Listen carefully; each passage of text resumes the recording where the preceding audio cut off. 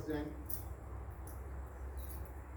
सो अब ध्यान से सुनो, जो धुनात्मक नाम है, जिस तरीके से साधना करनी है, पहले वो जो आपको शब्द दिया गया है, जो आपको नाम दिया गया है, जो आपको ज्ञान दिया गया है, और अपने इस मिशन में निराकारी जिसमें में तो हम नाम की तो कोई बात नहीं करते। जब परमेश्वर का कोई नाम ही नहीं है तो फिर कौन सा नाम जपेंगे। हमारे मिशन में, निराकारी जागृति मिशन में ज्ञान दिया जाता है। क्या दिया जाता है? ज्ञान दिया जाता है। परमात्मा की पहचान कराई जाती है। परमात्मा को पहले खुली आंखों से दिखाया जाता है। ये बात आपको बड़ी अटपटी सी लगती होगी।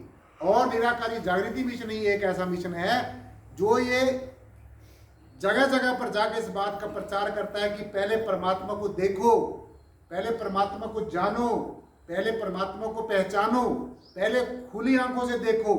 हम लोग बताएंगे आपको वो रास्ता कि परमात्मा क्या चीज है। कई बार ये सवाल उठता है, ज्यादातर लोग यही कहते हैं, नहीं नहीं भगवान को देखने का विषय नहीं है। जिसने देखा नहीं वो तो कहेगा ही। जिसने परमात्मा को देखा नहीं है तो ये बात कहेगा, नहीं नहीं नहीं परमात्मा देखने का विषय नहीं है। तो अगर परमात्मा देखने का विषय नहीं है तो हमारे गुरुओं रहबरों ने जो वाणियां लिखी हैं, शास्त्र लिखे, ग्रंथ लिखे, ये कैसे लिखे? पहले उन्होंने देखा होगा ना, अनुभव किया होगा। परमात्मा को निराकार किसने बताया है? जिसने निराकार परमात्मा को देखा होगा।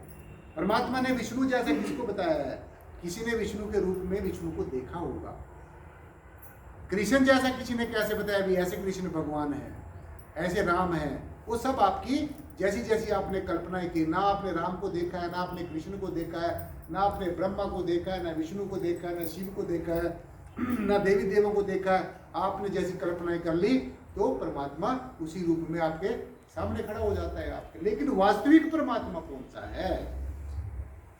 जो राम भी बन जाता है, कृष्ण भी बन जाता है, शिव भी बन जाता है, विष्णु भी बन जाता है, देवी देव भी बन जाता है। वो शक्ति कौन सी है?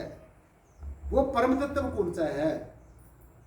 जो सब कुछ करते हुए भी कुछ नहीं करता है, जो कुछ करते हुए ना करते हुए सब कुछ कर देता है, जो सब कुछ जानते हुए भी कुछ नहीं जानता है, और जो कुछ जानते हुए भी सब कुछ जानता है। ऐसी हस्ती। तो ऐसी हस्ती जो है साध संगत जी, जब तक आप अपनी आंखों से देख नहीं लोगे, जब तक आप ये सोच रहे हो कि आंखें खोल के सिर्फ देख लिया, आंखें बंद करके नहीं देखा मैंने, तो फिर भी आपका ज्ञान अधूरा है। ये बात अच्छी तरीके से समझ लेना। मार नहीं खानी है सब्जेक्ट में। पहले आंखें खोल कर देखो। क्या आपने परमात्मा को आंखें खोल कर देखा है कभी? बताओ। आप लोगों ने सभी ने ज्ञान लिया, क्या आपने भगवान को देखा है? अरे देखा, बताओ भाई। देखा है ना? जिसने जिसने देखो हाथ खड़े करो। सब लोगों ने परमात्मा को देखा है। अब वो आदमी है हाथ खड़ा करो जिसने परमात्मा को नहीं देखा।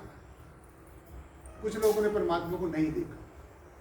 तो अगर आपने परमात्मा को देखा नहीं है, आपको पहचान नहीं है, आपको ज्ञान नहीं है, तो फिर आप कौन सा नाम सुमन करेंगे? इसलिए पहले परमात्मा को देखना बहुत ज्यादा जरूरी है। इन खुली आंखों से देखना जरूरी है। इन खुली आंखों से पहचान करनी जरूरी है। अब परमात्मा की क्या पहचान है? अगर आप परमात्मा आपके सामने आ जाए, कहीं चलते चलते सड़क पे मिल जाए आपको, तो आप कैसे पहचानोगे? रात को आपके स्वप्न में आ जाए, आप कैसे पहचानोगे? और ये सुना होगा, आपने पढ़ा होगा कि परमात्मा सब जगह है, जर्रे जर्रे में है, कण कण में है। तो अगर परमात्मा सब जगह, तो यहाँ पर भी होगा, यहाँ पर भी होगा। तो अगर यहाँ पर परमात्मा है तो क्या आपको नजर आ रहा है? यहाँ पर मुझे नजर आ रहा है, या फिर जिसको मैंने ये युक्ति बताई हो उसको भी नजर आता होगा। तो सीधा सीधा आपने ये समझना है कि पहले परमेश्वर को हमने खुली आंखों से देखना है, पहचान करनी है। पहले पहचान करके फिर सदगुरु द्वारा दिया गया जो वर्णात्मक नाम है उसको आपने जपना है, उसका वर्णात्मक नाम का सुमरण करना है। सुमरण करते करते अंतर्मुखी होना है, अंतर्मुखी होकर धुनात्मक नाम से जुड़ना है। और फिर जब आप धुनात्मक नाम से जुड़ जाओगे, फिर इस शब्द धुन को, इस अनाहत शब्द को, इस अलौकिक संगीत को, इस नेचुरल म्यूजिक को फिर आपने अपने ध्यान में बैठकर इसको सुनना है। और जैसे जैसे आप इस आवाज को सुनेंगे, जैसे आप मेरी आवाज को सुन के मेरी तरफ आकर्षित हो रहे हैं, ऐसे ही जब आपकी जो रूह है, आपकी जो आत्मा है, जब इस आवाज को सुनेगी तो इस आवाज की तरफ आकर्षित होगी और इस आवाज की तरफ आकर्षित होगी इसके ऊपर सवार हो जाएगी। हमारी आत्मा इस आवाज के ऊपर सवार होकर फिर अपने आत्मिक मंडलों की सैर करती हुई, हमारे अंतर में आत्मिक मंडल हैं। जैसे आप अपने घर से कहीं जो है वो जो है स्टेशन, कहीं जो स्टॉपेज आप क्रॉस करके आई है, यहाँ पर पहुंच गए, ये आपका मंजिल थी, आपने यहाँ पहुंचना था।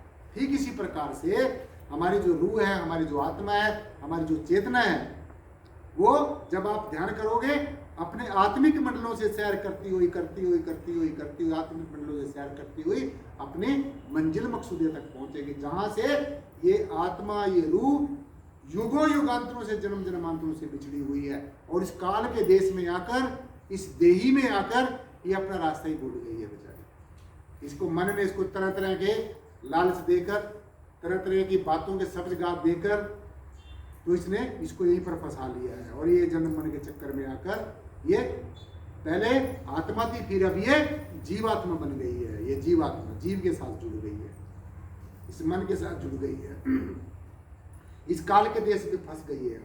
अब इस काल के देश में हमने इस नाम का सहारा लेकर, इस ज्ञान का सहारा लेकर, इस शब्द धुन का सहारा लेकर अब हमने इसको इसके घर तक पहुंचाना है। जैसे आप किसी गाड़ी से अपनी मंजिल तक पहुंच जाते हो, ऐसे ही हमारी आत्मा की जो गाड़ी है, हमारी आत्मा की सवार होने की जो गाड़ी है, वो ये शब्द धुन है। तो इसी शब्द धुन का अभ्यास करना है ध्यान में बैठकर।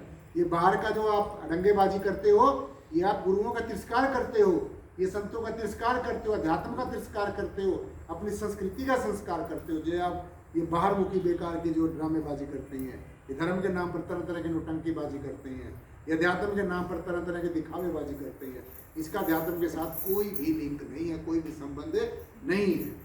ये जो है ये आपने अपने फैशन खुद बनाए हैं। तो इन फैसलों को बनाकर साथ संगत जी आपके जीवन का कभी भी उद्धार और सुधार होने वाला नहीं है। तो अगर आप चाहते हैं कि हमारे जीवन का उद्धार हो, अगर आप चाहते हैं कि हमारे जीवन का सुधार हो, तो ये बाहर की नौटंकीबाजी छोड़ दो, ये बाहर की ड्रामेबाजी छोड़ दो, जो अध्यात्म के नाम पर आप अपने अलग अलग तरह के जो आप फैशन बनाते हैं। ये गुरु रहबरू ने हमारे करने के लिए नहीं कहा है, सिर्फ नाम जपने के लिए कहा है, नाम भक्ति के लिए बोला है। कुछ संतों ने नाम भक्ति के लिए बोला है, लेकिन हमारे मिशन में नाम भक्ति की बात भी नहीं की जाती। निराकारी जागृति मिशन में ज्ञान योग की बात की जाती है। जितने भी संसार में योग हैं, जितने भी भक्ति मार्ग में योग हैं, युक्तियां हैं, परमेश्वर तक पहुंचने के रास्ते हैं, उनमें सबसे श्रेष्ठ ज्ञान योग है। कौन सा योग है? ज्ञान योग है, जो इस क्लास में पढ़ाया जाता है, जो निराकारी जागृति मिशन में पढ़ाया जाता है। कर्म योग है, ज्ञान योग है, भक्ति योग है, नाम भक्ति है, संख्या योग है, अनेकों परमेश्वर तक पहुंचने की योग युक्ति है। लेकिन जो ज्ञान योग है सबसे सर्वश्रेष्ठ योग है। ज्ञान योग की क्या, बैठ जाओ आराम से, ज्ञान योग की क्या महिमा है? ज्ञान योग में परमात्मा को दिखाया जाता है। ज्ञान योग के माध्यम से हम परमेश्वर को देख सकते हैं, ज्ञान योग के माध्यम से हम परमात्मा को जान सकते हैं, ज्ञान योग के माध्यम से हम परमात्मा की पहचान कर सकते हैं। और ऐसा शास्त्रों में बताया कि हजारों हजारों वर्षों तक भी तपस्याएं करके, योग करके, साधनाएं करके, अघोर साधनाएं करके जो लोग परमात्मा को नहीं मिल सकते, वो ज्ञान योग के माध्यम से एक पल भर में परमेश्वर का दर्शन कर सकते हैं। आपको ये बात बड़ी अजीब सी लगती होगी, यानी एक पल भर में भगवान को देख सकते हैं, बिल्कुल देख सकते हैं, लेकिन वो तब देख सकते हैं जब आपके पास ज्ञान दृष्टि हो। वो परमेश्वर को एक पल भर में तब देख सकते हैं जब आपके पास तत्व दृष्टि हो। पल भर में परमात्मा को आप तब देख सकते हैं जिस अवस्था में आप परमात्मा को तत्व से जानते हो। मानते नहीं हो, परमात्मा को मानने का विषय नहीं है। दुनिया मान रही है परमात्मा को, कोई कहते हैं मेरा परमात्मा ऐसा है, कोई कहते हैं मेरा परमात्मा ऐसा है, लेकिन जैसा परमात्मा है उसको तो कोई दाना बिना लोग मानते। तो पहले जानो फिर मानो, जिन जानो तिन दियो जनाई, जिन तुम ही जाना तुम ही हो जाए।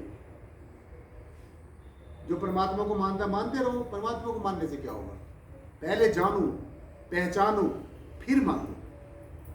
मीरा ने पहले जाना, पहचाना, पाया, फिर गाया, पायो जी मैंने राम रतन धन पायो। और आप उसकी कही गई बातों को ही गाते फिर रहे हो, मीरा के शब्दों को गाते फिर रहे हो, उससे क्या होगा?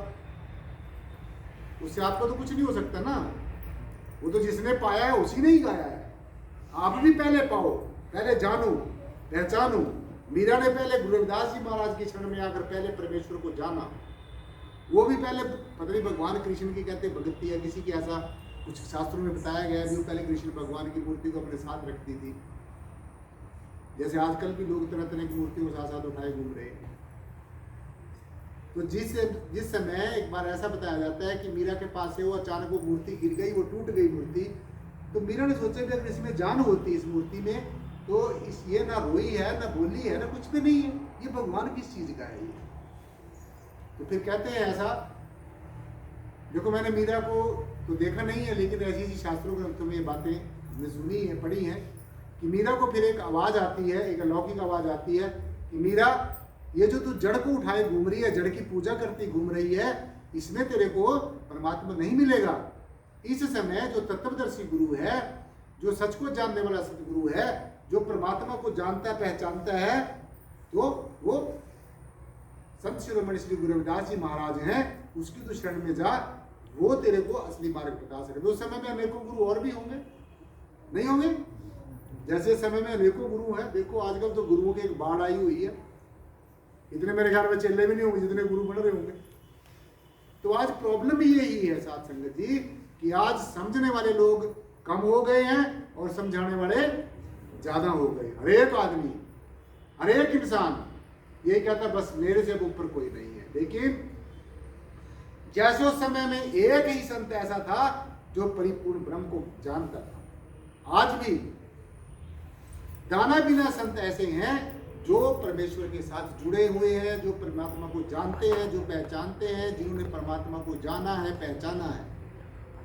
भगवान कृष्ण ने अर्जुन को गीता में उपदेश देते हुए कहा कि हे अर्जुन, जो मुझे तत्व से जानते हैं, ध्यान से सुन लो, अब आप कौन सी श्रेणी में आते हैं आपने देखना है। जो मुझे तत्व से जानते हैं, जो मुझे निर्गुण निराकार रूप से जानते हैं, जो मुझे सर्वाधार रूप से जानते हैं, जो मुझे विश्वाधार रूप से जानते हैं, हे अर्जुन, वो मेरे दाना गिना भक्त हैं, वो मेरे गिने चुने भक्त हैं। और आप उन गिने चुने में ही बैठे हैं। आप परमात्मा को जानते हो, आपको परमात्मा की पहचान है, आपने परमेश्वर को देखा है, तो आप उन्हीं भक्तों में आते हो जो परमात्मा को तत्व से जानते हैं। और जो ये भीड़ लगी हुई है, जगह जगह पर जमघट जुड़ा हुआ है, वो तत्व से परमेश्वर को नहीं जानते। वहां पर सब वही धर्म के नाम के ऊपर धर्म, दर्शन नहीं प्रदर्शन है, धर्म नहीं धंधा है, गरीब लोगों का शोषण है, गरीब लोगों का पैसा ऐंठ के, और जो तथाकथित जो लोग हैं वो ऐशोआराम के जीवन जी रहे हैं। उनके बच्चे बाहर दूसरे देशों में जाकर वकील बन रहे हैं, डॉक्टर बन रहे हैं, इंजीनियर बन रहे हैं, और आप लोग वहीं के वहीं बैठे रहेंगे। वैसे ऐसे गुरुओं को जो आपका अथक प्रयास करके आपकी मेहनत की कमाई को जो ऐसे ही ऐंठते घूम रहे हैं, अपने आलीशान भवन बनाए, अपने आलीशान बंगले बनाए हुए हैं, और आप लोगों का वो पैसा होता है, आप लोगों का प्रयास किया गया, मेहनत किया गया पैसा होता है, आप लोग वो वहाँ पर चढ़ा के आ जाते हैं, देकर आ जाते हैं, आप लोग वहीं के वहीं रहते हैं। तो ऐसे लोगों के ऊपर ज़्यादा विश्वास नहीं करना है, ऐसे लोगों को दूर से बाय बाय कर देना है, और ऐसे संतों का हमने सत्कार करना है, ऐसे संतों की हमने शरण में जाना है साथ संगत जी, जो हमें इस वास्तविकता का ज्ञान देते हैं, जो हमें अपने साथ नहीं जोड़ते हैं, जो हमें परमेश्वर के साथ जोड़ते हैं। ज़्यादातर संत महात्मा क्या करेंगे, वो अपने साथ जोड़ेंगे आपको। जो मैं कह रहा हूँ मेरा कहा गया कर, जो मैं कह रहा हूँ तू ऐसा कर, और मेरा ध्यान कर। ज़्यादातर मैंने लोगों को देखा, संतों को देखा, ये कहेंगे मेरा ध्यान कर, क्योंकि परमेश्वर का उनको पता नहीं है, तो परमेश्वर का ध्यान आप कर ही नहीं सकते। आप उनका ही ध्यान करेंगे, उनका ध्यान करेंगे, आप उनके शरीर तक सीमित रह जाएंगे, और शरीर तक सीमित रह जाएंगे तो ना आपका उद्धार होगा, ना सुधार होगा, आपका जीवन वहीं खड़ा रहेगा जहाँ से आपने अपनी यात्रा शुरू की है। तो सीधा सीधा आपने परमेश्वर के साथ जुड़ना है, और परमेश्वर से जुड़ने का जो तरीका मैंने बताया है, धुनात्मक नाम के साथ जुड़ना है। शब्द धुन के साथ जुड़ना है, दिव्य ध्वनि के साथ जुड़ना है। तब ये ध्वनि सुनते सुनते सुनते सुनते हमारी जो जन्म जन्मांतरों की जो उलझी हुई पहेली है, जो उलझी हुई जो गुत्थी है, वो सुलझेगी और आप अपनी मंजिल मकसूदा तक पहुंच जाएंगे। आपकी जो बूंद रूपी जो आत्मा है वो समुद्र रूपी परमात्मा में मिलकर एक रूप हो जाएगी। आपकी जो तरंग रूपी आत्मा है वो सूर्य रूपी परमात्मा में मिलकर परिपूर्ण हो जाएगी। आपकी जो सूक्ष्म रूप आत्मा है वो विशाल रूपी परमेश्वर में मिलकर एक रूप हो जाएगी। आपका ये जो मनुष्य जन्म में भगवत प्राप्ति का जो ध्येय है वो पूरा हो जाएगा और आपका जन्म जो ये जीवन है ये मंगलमय हो जाएगा, निराकारमय हो जाएगा, ज्ञानमय हो जाएगा, कृत्य हो जाएंगे। आप परमेश्वर को हो जाएंगे, परमेश्वर तुम्हारा हो जाएगा, परमात्मा तुम्हें स्वीकार कर लेगा, तुम परमेश्वर को स्वीकार कर लोगे। आप परमात्मा के अनेकों नियामतों के पात्र बन जाओगे। आप परमात्मा की अनेकों बरकतें आपके ऊपर बरसेंगी, परमेश्वर की अनेकों नियामतें आपके ऊपर बरसेंगी। आप सोचेंगे भी नहीं, आपसे पहले ही परमेश्वर आपके लिए वो सब कुछ अरेंजमेंट करके रखेगा। आप सब कुछ आपको देगा। आपको चाहे लौकिक जगत है चाहे अलौकिक जगत है, आपके बंधन कटेंगे, आप सांसारिक प्रपंच के बंधनों से मुक्त होंगे और मुक्त होकर अपने बुद्ध रूप में, अपने शुद्ध रूप में, अपने चेतन रूप में, अपने पारक रूप में, अपने स्वतंत्र रूप में आप एक रूप हो जाओगे, एकाकार हो जाओगे, तदाकार हो जाओगे। भगवत प्राप्ति का आपका सपना साकार हो जाएगा, आपका जीवन धन्य हो जाएगा। यहाँ पर आना आपका सार्थक सिद्ध हो जाएगा। साथ में इन्हीं शब्दों के साथ प्यार से बोलना जी धन्य निरंकार। आज की जो ज्ञान चर्चा वो यहीं पर संपन्न होती है। एक बार सदगुरु भगवान के नाम का एक जय घोष, एक जयकारा।